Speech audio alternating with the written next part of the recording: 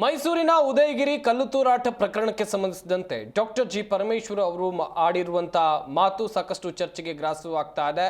ತಪ್ಪಿತಸ್ಥರ ವಿರುದ್ಧ ಮುಲಾಜಿಲ್ಲದೆ ಕ್ರಮವನ್ನು ತೆಗೆದುಕೊಳ್ತೀವಿ ಅಂತ ಹೇಳಿದ್ದಾರೆ.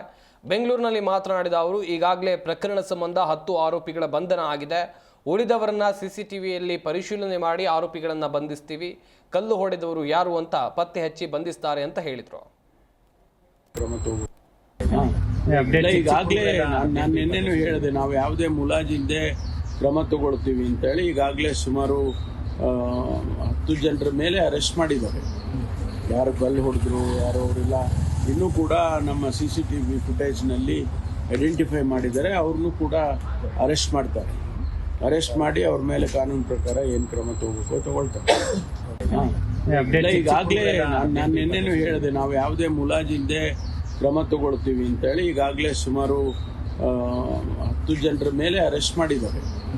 ಯಾರು ಕಲ್ಲು ಹೊಡೆದ್ರು ಯಾರು ಅವರಿಲ್ಲ ಇನ್ನೂ ಕೂಡ ನಮ್ಮ CCTV ಫುಟೇಜ್ನಲ್ಲಿ ಐಡೆಂಟಿಫೈ ಮಾಡಿದ್ದಾರೆ. ಅವ್ರನ್ನೂ ಕೂಡ ಅರೆಸ್ಟ್ ಮಾಡ್ತಾರೆ. ಜಿ ಕನ್ನಡ ನ್ಯೂಸ್ ಈಗ ನಿಮ್ಮ ಮನೆಯಲ್ಲೇ ನೋಡಿ. ಎಲ್ಲ ಕೇಬಲ್ಗಳಲ್ಲಿ ಈಗ ಲಭ್ಯ.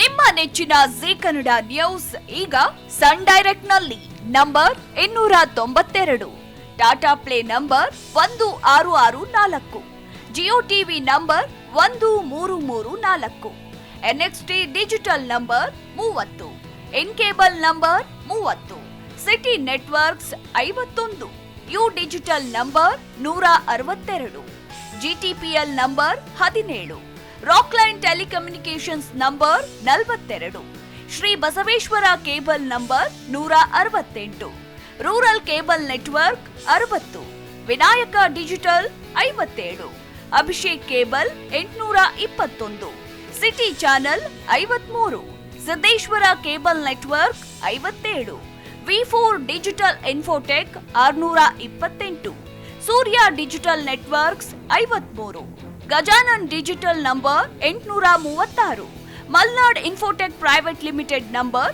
56, Metrocast number 830, Victory Digital number 167ರಲ್ಲಿ ನೋಡಿ ಆನಂದಿಸಿ.